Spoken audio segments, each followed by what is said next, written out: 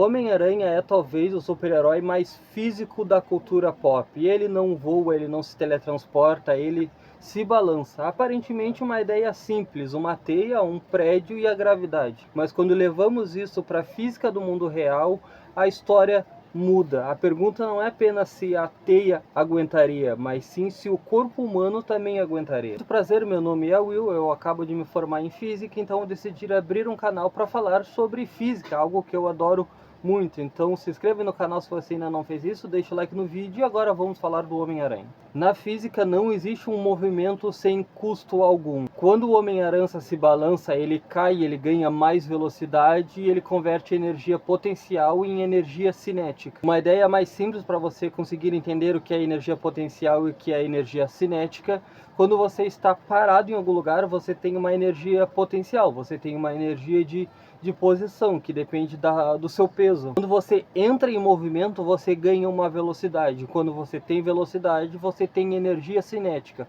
Ou seja, quando o Homem-Aranha está parado, ele tem energia potencial, mas quando ele lança a teia e começa a se mover pela teia, ele tem energia cinética, porque ele está ganhando velocidade. Quanto maior é a altura de um prédio, maior é essa energia cinética, porque quanto maior é a altura do prédio, mais velocidade o Homem-Aranha ele vai receber quando ele está se movimentando. E essa energia cinética toda, ela precisa ser controlada, ou ela vai destruir o corpo. Nos quadrinhos, a teia ela tem resistência muito maior do que aço, e ela tem uma elasticidade extrema, e o peso dela é algo praticamente nulo. Na física do mundo real, aço é algo extremamente resistente, isso de fato, mas não é algo que tem o peso nulo, é algo extremamente pesado. E se pensarmos em seda de aranha real, ela tem uma resistência impressionante, sim, de fato, mas em pequenas escalas, ela não aguentaria o peso do Homem-Aranha. Nós podemos fazer uma estimativa da força da teia. Se a gente pegar uma massa, ou seja, a massa do corpo da pessoa, aproximadamente ali 70 quilos, uma massa padrão de uma pessoa comum, e digamos que a pessoa está se balançando na teia com uma velocidade de aproximadamente 20 metros por segundo. Isto gera em torno de 72 km por hora, com um raio aproximado entre 10 a 20 metros. Isso pegando um peso comum de uma pessoa comum e uma velocidade até que razoável. Mas mesmo assim, isso geraria uma força que é dezenas de milhares de newton. Uma teia assim, ela não viola as leis da física, mas ela precisaria de uma tecnologia absurdamente avançada. Mas agora entramos no coração do problema, o verdadeiro problema: a força centrípeta. Ao se balançar na teia, o Homem-Aranha ele faz um movimento circular, e isto precisa de uma força centrípeta. Imagine, por exemplo, que você pega um pedaço de uma bolinha, você coloca essa bolinha num pedaço de barbante, coloca num lápis, alguma coisa do tipo, e começa a girar, fazer esse movimento circular. Isto vai gerar esta força centrípeta justamente para manter esse movimento circular.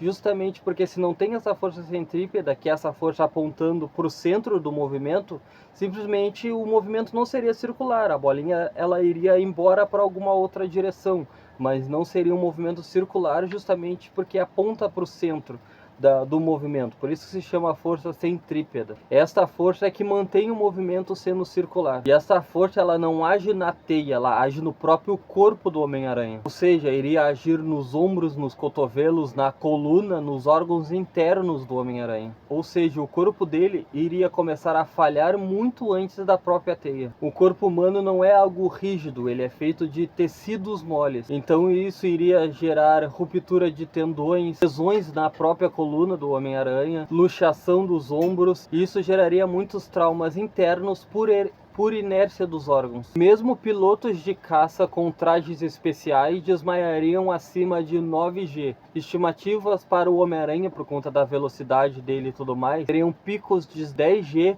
15G ou mais. Isto sem nenhum traje de contenção ou algum tipo de desaceleração gradual. Ou seja, ele não ia perder a teia, ele iria perder a própria consciência, porque ele não ia aguentar. Outro detalhe ignorado nos filmes é justamente o parar. Quanto menor o tempo de parada, maior é a força. O Homem-Aranha ele para no ar, mas o corpo não. E isso geraria muitas hemorragias internas, danos cerebrais e lesões extremamente fatais. Mas existe alguma maneira disso funcionar? Sim, mas não como o cinema mostra. Seria necessário velocidade muito menores do que realmente é mostrado. Seria necessário curvas extremamente largas para aumentar o raio da curvatura. Teias altamente elásticas e o uso constante das pernas. E uma desaceleração progressiva. Não como acontece nos filmes, que ele simplesmente para de maneira instantânea quando ele vai trocar de teia, por exemplo. Mas aí teríamos um movimento muito menos acrobático, mas muito mais cauteloso e um pouco mais realista. E ao meu ver não seria algo tão bonito como é quando a gente vê, como acontece nos filmes e nos jogos. E isso porque a física real ela não é cinematográfica. Para termos movimentos mais realistas não seriam algo bonito. Seriam coisas com bem menos impacto visual. Isso porque o cinema ele troca a física por emoção. Se inscreva no canal se você ainda não fez isso, deixa o like no vídeo para mais pessoas encontrarem o conteúdo e até o próximo vídeo. Tchau, tchau.